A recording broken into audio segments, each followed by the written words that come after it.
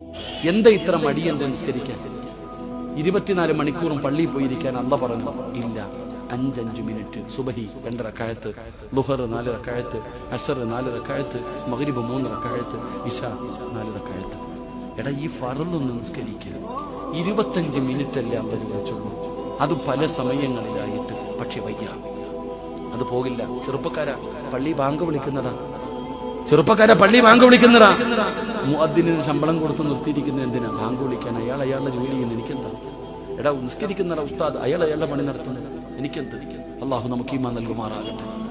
ഉറക്കപ്പറ, അള്ളാഹു ഈമാൻ തരുമാറാകട്ടെ. എന്നാൽ നിസ്കരിക്കുന്നവൻ അള്ളാഹു കൊടുക്കുന്ന പ്രതിഫലം എന്താണെന്നറിയാവോ? നിസ്കരിക്കുന്നവർക്ക് അല്ല കൊടുക്കുന്ന പ്രതിഫലം എന്താണെന്നറിയോ? നിനക്കറിയോ? നിങ്ങൾ എന്ത് സഹോദര, ഖുർആൻ ഓതത്തെ എന്താ? എടാ, നിസ്കരിക്കുന്നവൻ ഒരു മനുഷ്യൻ കൊടുക്കുന്ന പ്രതിഫലം നിനക്കെന്തു വേണം അത് അല്ലാഹു തരും. ഈ ദുനിയാവിൽ എന്താ നിങ്ങൾക്ക് വേണ്ടത്? തിന്നാൻ ഭക്ഷണം വേണം, അള്ളാഹു നൽകുമാറാകട്ടെ. എന്ത് വേണം? ജോലിക്ക് പോകുന്നത് എന്തിനാ? ജോലിക്ക് പോകുന്നത് എന്തിനാ?